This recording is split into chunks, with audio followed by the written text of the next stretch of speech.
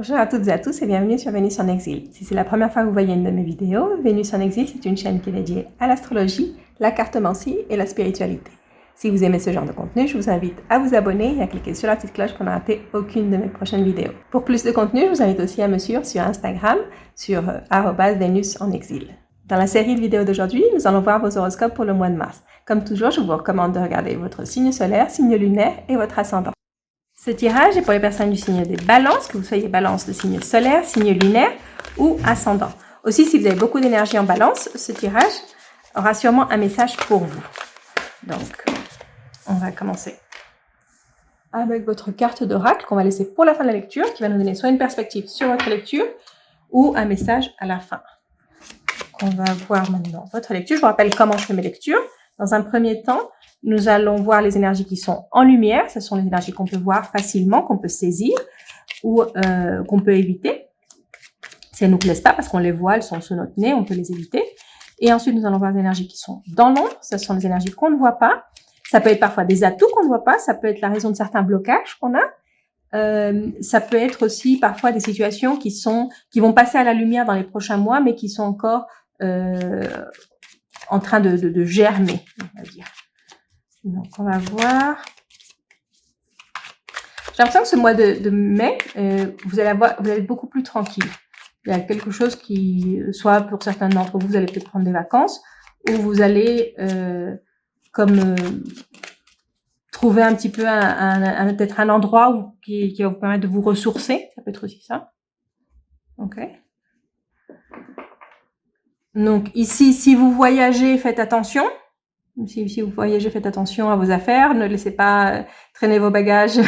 Vous risquez d'avoir qu'on vous vole quelque chose ou de perdre quelque chose lors d'un voyage. Ça peut, pour certaines personnes, vouloir dire que vous allez rater un avion aussi. Ça peut être aussi ça. Donc rater un avion, rater un départ. Ou pour certaines personnes, vous allez devoir annuler un voyage. Donc, on va voir ce qu'on a ici.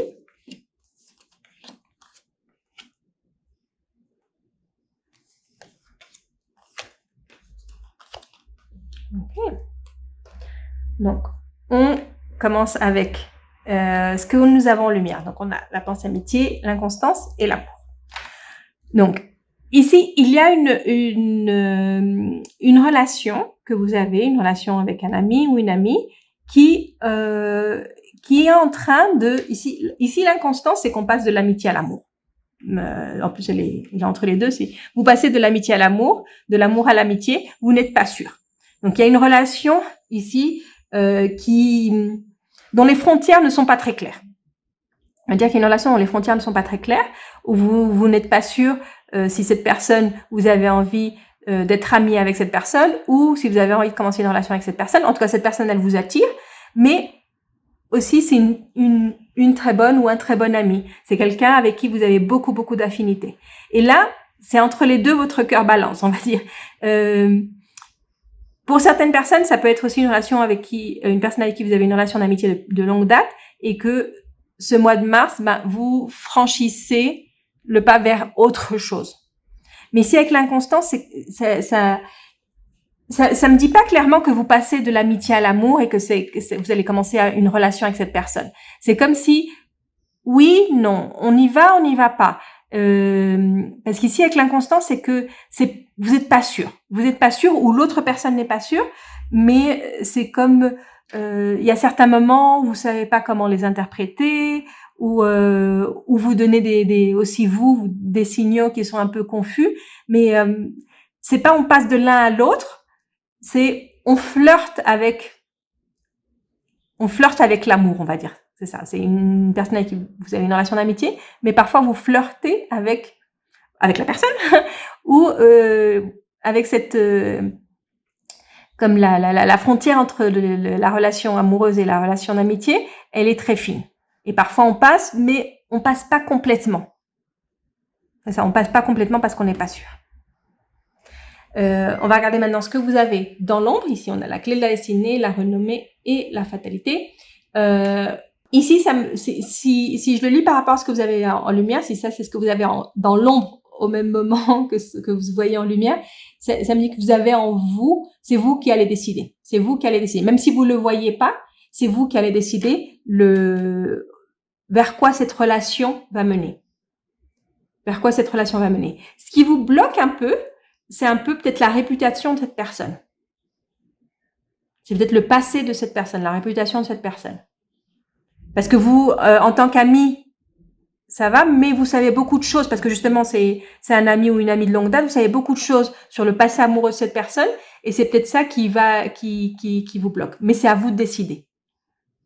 C'est à vous de décider ce que vous voulez, vers où vous voulez mener cette relation. Et je dirais que vous devriez prendre une décision assez rapidement. Sinon, la vie va prendre des décisions pour vous. C'est un peu ça. C'est si vous prenez pas la décision, la vie va prendre la décision pour vous. Mais j'ai l'impression que ce qui vous bloque, c'est ça. C'est ce que vous savez déjà de cette personne. Parce que vous la connaissez vraiment beaucoup. Vous connaissez vraiment bien cette personne. Et c'est ce qui vous bloque. Mais l'attirance, elle est là. L'attirance, elle est là. Vous avez des sentiments par rapport à cette personne. Et cette personne aussi, elle a des sentiments par rapport à vous. Mais vous n'arrivez pas à surmonter ça, à surmonter ce que vous savez de cette personne. On va voir ce que nous disent les cartes de Mademoiselle Lenormand, pour si on a plus de précision par rapport à ça.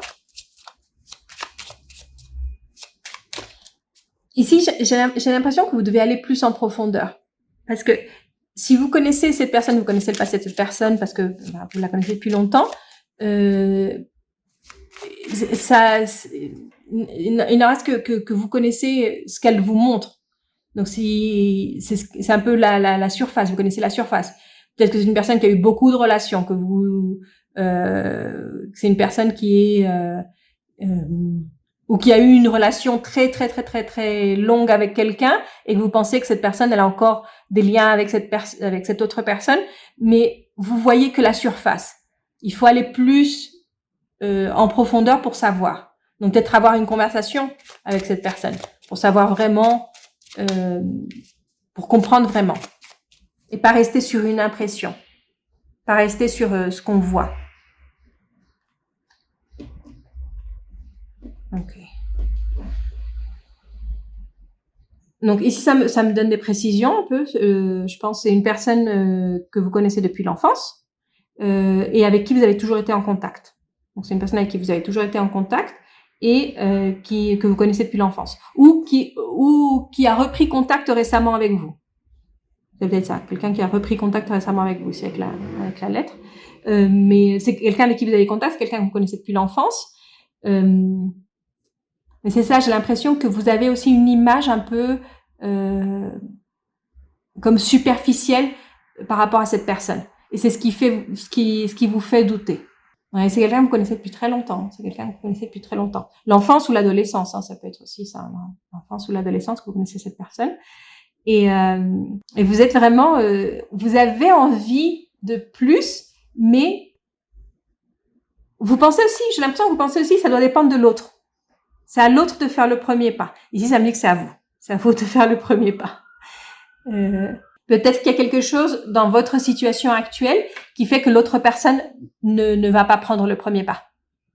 Ne va pas faire le premier pas. Peut-être parce que vous sortez à peine d'une relation ou que vous êtes encore dans une relation, peut-être pour certaines personnes, et que c'est pour ça que cette autre personne ne va pas faire le premier pas. C'est à vous de faire le premier pas.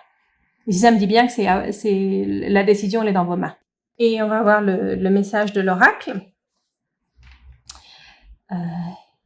Qui est un peu le sage, qui vous dit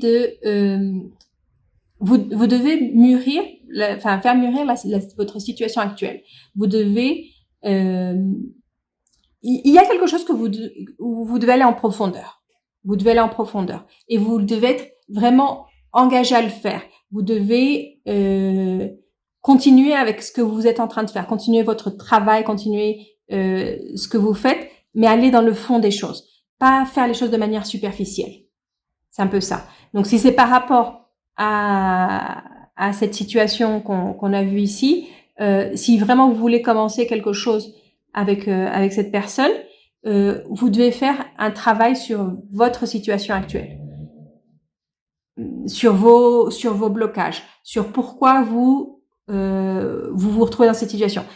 Pour certaines personnes, j'ai ce message, c'est que vous êtes déjà dans une relation. Vous êtes déjà dans une relation et il y a cette personne pour qui vous commencez à avoir des sentiments, cette personne que je vous dis qui est une amie, un ami. Et ici, le conseil, c'est travailler d'abord sur votre relation actuelle, sur votre situation actuelle. Et c'est là que vous allez comprendre. C'est là que vous allez comprendre. Soit vous continuez avec cette personne, soit vous donnez une chance à cette autre personne. Mais c'est pas en évitant votre situation actuelle. C'est en approfondissant sur la situation que vous vivez en ce moment. Donc ça, c'est juste un exemple, c'est juste un exemple, mais j'ai vraiment ce message, c'est il y a quelque chose sur lequel vous devez travailler qui est quelque chose de présent. Donc soit c'est que vous êtes dans une relation, soit vous n'êtes pas dans une relation, mais vous avez un travail que vous devez faire sur vous. C'est un travail que vous devez faire sur vous avant d'essayer de commencer une relation avec quelqu'un. C'est un travail en profondeur. Et c'est un travail qui va prendre du temps. Donc voilà, ça c'était votre lecture pour le mois de mars. Si vous aimez votre lecture, laissez-moi un like, un commentaire et je vous retrouve très bientôt pour une prochaine lecture.